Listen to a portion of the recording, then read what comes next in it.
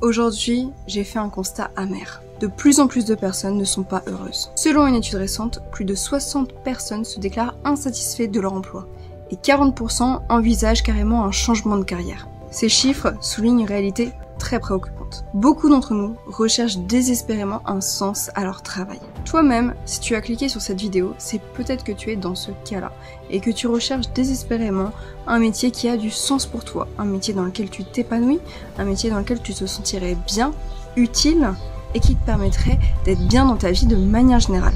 Un métier peut-être aussi qui te permettrait de changer de mode de vie, car le mode de vie qu'on t'a inculqué depuis que tu es tout petit ne te correspond plus, ou en tout cas tu t'es rendu compte que ça ne te correspondait absolument pas.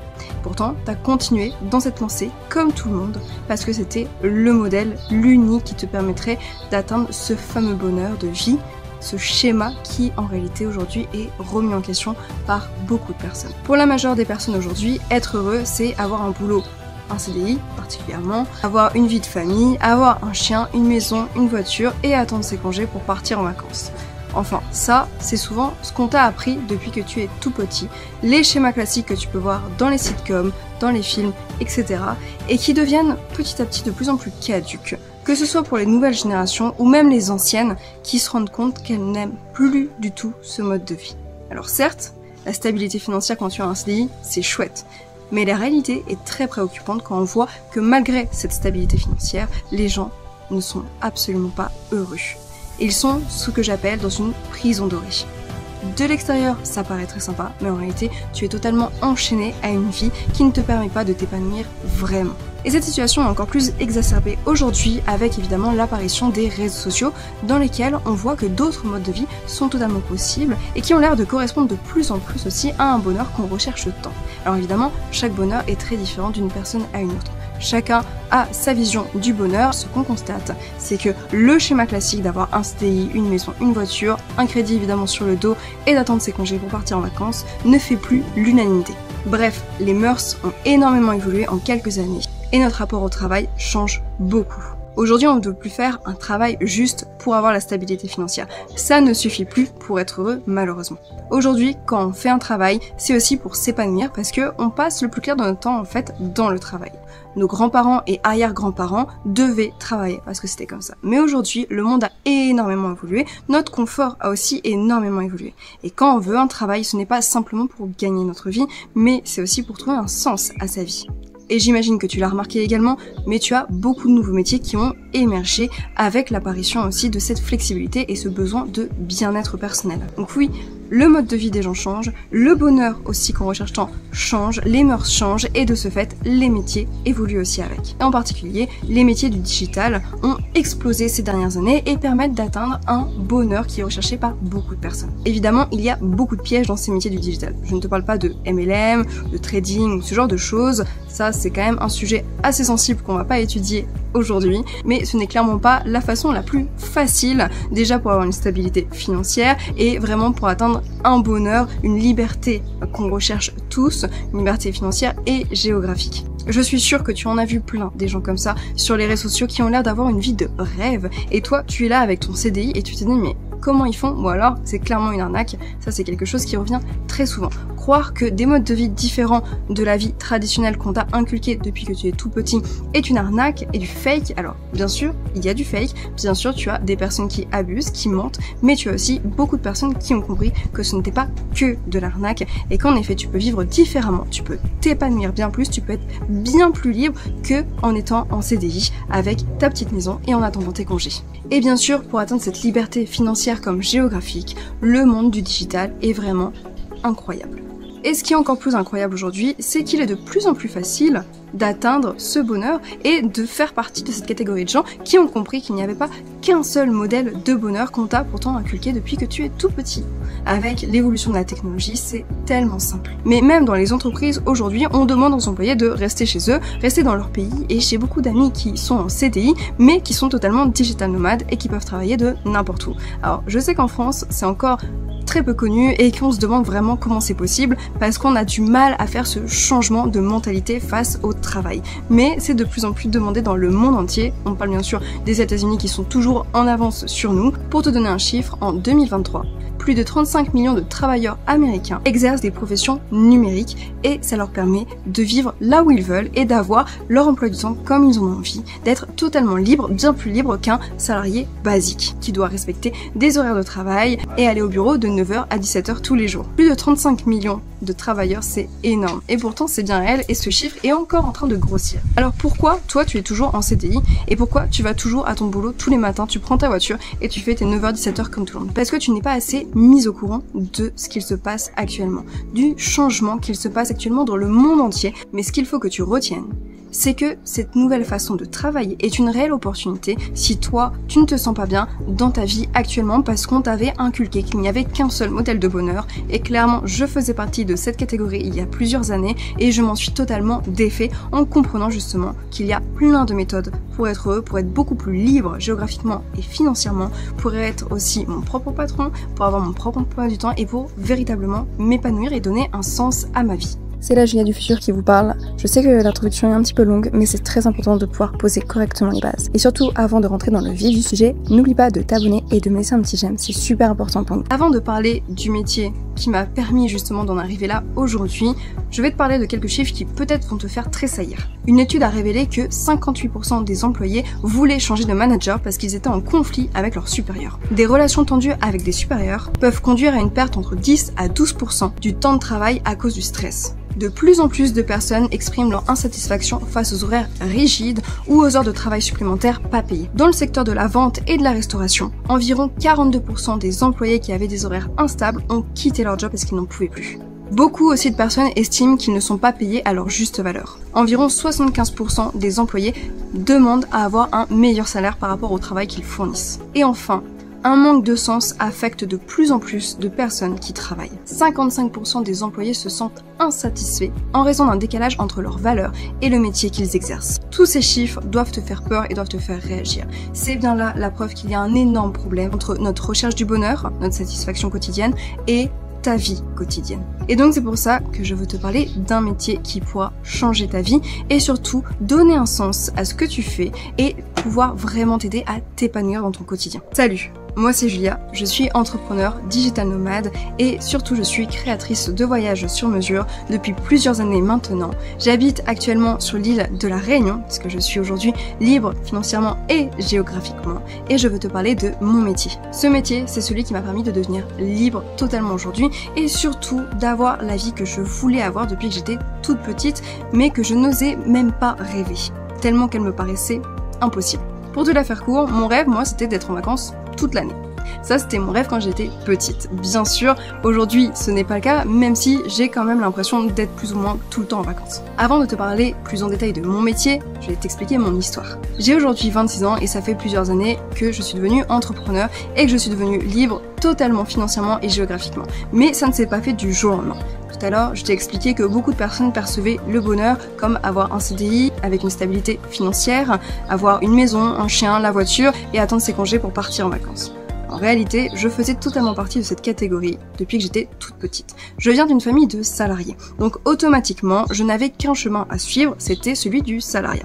Dans tous les cas, je voyais qu'autour de moi, les gens paraissaient plus ou moins heureux de cette situation, en tout cas s'en accommodaient totalement. Donc dans ma tête, c'était inné, je devais suivre ce chemin. Donc j'ai fait comme tout le monde, j'ai fait mon école primaire, mon collège, mon lycée, j'ai eu mon bac, et à partir du bac, je me suis rendu compte que je ne savais toujours pas quoi faire. Plus ma carrière professionnelle arrivait, et plus j'avais super peur, parce que je n'arrivais pas à trouver ce que je voulais faire, et surtout, je n'arrivais pas à m'imaginer salarié en fait. Moi, tout ce que je voulais, c'était voyager et être en vacances toute l'année. C'était ça ma vie. Je voulais juste profiter de la vie telle qu'elle m'a été donnée. Donc, qu'est-ce que j'ai fait? J'ai quand même fait des grandes études parce que c'était le chemin à suivre et j'avais pas le choix. En tout cas, j'avais absolument pas d'autres modèles et les autres modèles que je voyais me paraissaient totalement impossibles à atteindre, surtout du fait que je n'étais absolument personne et je n'avais personne dans mon entourage qui était entrepreneur, qui avait fait de grandes choses tout autour de moi. Je n'avais que ce modèle de salarié qui avait l'air de fonctionner quand même et qui avait l'air de rendre plus ou moins heureux les gens. Donc qu'est-ce que j'ai fait? J'ai fait dans un premier temps du droit, en me disant comme ça je pourrais bien gagner ma vie et comme ça je pourrais m'offrir de belles vacances. Le souci, c'est que je n'aime pas du tout le droit, et encore moins la rigueur et la rigidité du droit. Donc clairement, pendant 2 années, j'ai essayé de m'accrocher comme je pouvais en essayant de chercher un métier dans le droit qui pouvait plus ou moins me convenir, sans y parvenir. Arrivé à la fin de ma 2e année, j'étais totalement dépitée parce que je ne savais pas quoi faire. J'avais un bac L, donc beaucoup de portes m'étaient fermées pour des métiers qui pouvaient potentiellement m'intéresser dans les sciences. Et donc, à force de réflexion avec mes amis et mon entourage, je me suis rendue à l'évidence. Aucun métier dans la section littéraire m'intéressait, ou du moins aucun métier qui me permettrait de bien gagner ma vie, surtout. Parce qu'en soi, j'aime dessiner, j'aime peindre, j'aime beaucoup d'art, ça c'est sûr, j'aime danser, mais ce ne sont que des passions. Je ne peux pas en faire mon métier, ou du moins je sais que j'aurais galéré pendant des années, et clairement je ne voulais pas ça. J'ai repassé le bac S. J'ai dû du coup passer un 2e bac, le bac S, en me disant que comme ça me permettrait de m'ouvrir plus de portes et potentiellement de trouver quelque chose qui pourrait m'aller. J'ai eu le bac S avec mention bien, comme mon bac L. Et à ce moment-là, je savais exactement ce que je voulais faire, de la biologie. C'était ma vraie passion et je n'avais pas pu faire de biologie avant parce que j'avais un bac L et quand tu as un bac L, eh bien tu ne peux pas rentrer en licence de bio. Donc j'ai fait mes premières années de biologie qui se sont très bien passées. J'ai adoré, j'étais première dans certaines matières, bref, je kiffais. Sauf qu'au bout de la fin de la 2e année, je me suis rendu compte d'une chose qui m'a fait petit à petit me poser plusieurs questions. Le salaire n'y était pas, encore une fois. J'allais encore une fois galérer à trouver un travail, même avec 5 ans d'études. J'étais dépitée. Je m'étais dit ça y est, j'avais enfin trouvé ma voie, j'avais enfin trouvé quelque chose et finalement ça ne me plaisait pas. D'autant plus qu'à côté j'ai fait beaucoup de stages et beaucoup de métiers étudiants à côté. Et à chaque fois, ça ne me plaisait pas. À chaque fois, c'était un calvaire d'y aller. À chaque fois, je me disais que c'était pour un temps déterminé et qu'il fallait que je me fasse violence. Et plus j'ai exercé des métiers différents, en tant que salarié, avec des horaires fixes, avec un patron sur le dos, et plus ça me faisait peur, et plus je me rendais compte que je n'arrivais absolument pas à trouver une once de bonheur dans ce mode de vie. Et ce, même quand le boulot se passait très bien. Et c'est ça qui m'a le plus inquiétée. Et comme si ça ne suffisait pas, à ce moment-là, que s'est-il passé? J'ai été diagnostiquée avec une tumeur au cerveau. Ça a été le choc absolu, d'autant plus que cette tumeur était extrêmement violente et qu'elle mettait mes jours en danger. À ce moment-là de ma vie, je me suis rendu compte d'une chose très importante, c'est qu'en réalité, depuis le début, j'essayais juste de suivre le troupeau comme tout le monde, sans vraiment me donner la possibilité de m'épanouir et de faire ce que j'avais vraiment envie de faire dans la vie. Parce que je ne savais pas comment faire, parce que je ne savais pas comment m'y prendre, parce que je n'avais aucun autre modèle qui me paraissait cohérent et au minimum possible à tenir. Lorsqu'on m'a guéri de ma tumeur cérébrale, j'ai dû du coup redoubler ma 3e année de bio. Forcément, j'avais passé 6 mois en convalescence, je ne pouvais pas réussir cette 3e année, d'autant plus que mes professeurs m'avaient dit « Attention, le master c'est super important, il te faut des notes de dingue ». Donc, j'ai repassé ma 3e année et là j'étais de plus en plus dépitée parce que plus je faisais de stages en biologie et plus je me rendais compte qu'en fait les métiers en bio ne me plaisaient pas non plus. Donc le salariat ne me plaisait pas, les métiers en biologie ne me plaisaient pas et en plus de ça le salaire était cassé à souhait. J'étais au fond du trou. Par dépit, j'ai fait un master d'urbanisme. Rien à voir, tu vas me dire, avec la licence de biologie. C'est normal, c'est parce que j'ai laissé tomber. Je voyais que tout était bouché ou alors tout simplement ça me plaisait absolument pas ce qu'on faisait. Donc je me suis dit peut-être qu'en urbain, je vais trouver quelque chose parce qu'il y a beaucoup de taf et parce que c'est intéressant. Je m'intéressais beaucoup à l'architecture et j'adore l'architecture, donc je me disais, il y a moyen de trouver quelque chose peut-être. Arrivé en master, pour moi c'était une évidence. Je ne pouvais pas en fait continuer comme ça. Je ne pouvais pas devenir salarié et d'autant plus que l'urbanisme en fait ne m'intéressait absolument pas. Là, tout est remonté. Je me suis dit, Julia, il faut que tu arrêtes de suivre le troupeau. Tout ce que tu vois sur internet, tous ces entrepreneurs qui ont réussi, pourquoi tu n'y arriverais pas? J'ai pris la plus belle décision de toute ma vie à ce moment-là.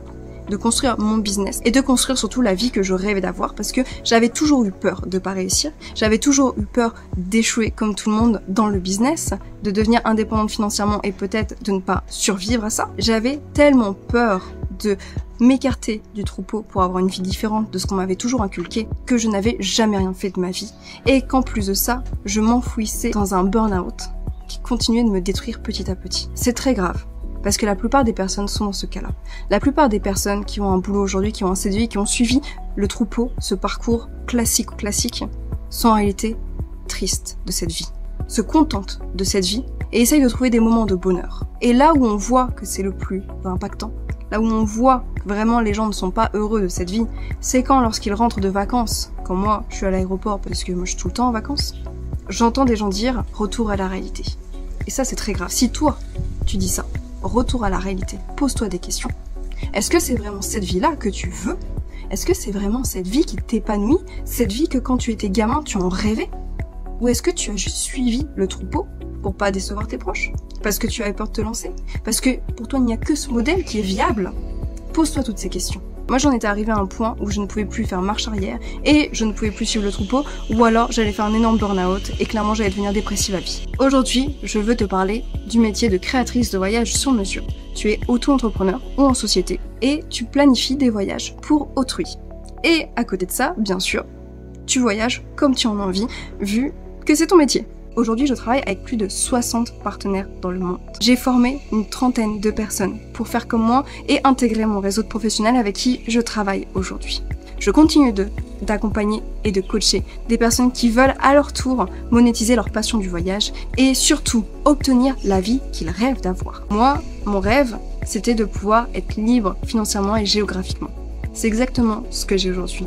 J'ai décidé de m'installer pour un temps sur l'île de la Réunion parce que c'est un des endroits que j'aime le plus sur Terre. Et je vis ma meilleure vie. Mais cette vie, elle n'a pas été facile à prendre comme tu l'as vu. Elle n'est facile pour personne. On est tous dans le même cas. D'autant plus si tu n'as connu que le salariat toute ta vie. Et c'est normal d'avoir peur. Mais c'est là qu'on voit ceux qui veulent vraiment changer et profiter de la seule vie qu'on leur a donnée à la naissance. Et ceux qui n'oseront jamais rien faire et qui se contenteront du peu qu'ils ont. C'est très difficile de sauter le pas. Je le sais, je l'ai fait. J'ai été accompagnée à mes débuts. Comme aujourd'hui, j'accompagne des personnes qui souhaitent aussi devenir entrepreneurs et surtout avoir un business qui tourne pour leur permettre de faire des expériences magnifiques, de s'offrir la vie qu'ils veulent, de profiter plus de leurs proches, d'avoir beaucoup plus de temps pour eux, d'avoir l'emploi du temps qu'ils ont envie d'avoir. C'est difficile à avoir tout ça, c'est vrai. Mais ce n'est pas impossible. Et si tu dois retourner quelque chose de cette vidéo, c'est que aujourd'hui, si tu n'es pas heureux dans ta vie, demande-toi comment tu peux la changer. Et si tu penses pouvoir la changer, fais-le, agis. Et si tu as peur d'échouer, de rater, c'est normal. Tout le monde a cette peur. Personne ne devient entrepreneur en étant à 100% confiant. J'ai énormément eu peur à mes débuts, parce que je n'étais personne. Aujourd'hui, je travaille dans le monde du voyage, je n'ai pas fait de BTS tourisme. Aujourd'hui, je suis chef d'entreprise de plusieurs entreprises. Je n'avais aucun bagage entrepreneur. J'ai tout appris petit à petit, parce que j'ai été accompagnée par des chefs d'entreprise, parce que j'ai été accompagnée par les meilleurs. Et aujourd'hui, je peux aussi accompagner ces personnes pour faire comme moi. Nous avons la chance, dans l'époque dans laquelle nous sommes, nous avons une chance incroyable, c'est qu'avec la technologie, nous pouvons faire tellement plus que nos anciennes générations, nos grands-parents et arrière-grands-parents, qui étaient très limités dans leur vie. Nous pouvons nous donner cette chance de changer radicalement de vie. Pour devenir créateur de voyage aujourd'hui, il te suffit d'un ordinateur et d'une connexion internet.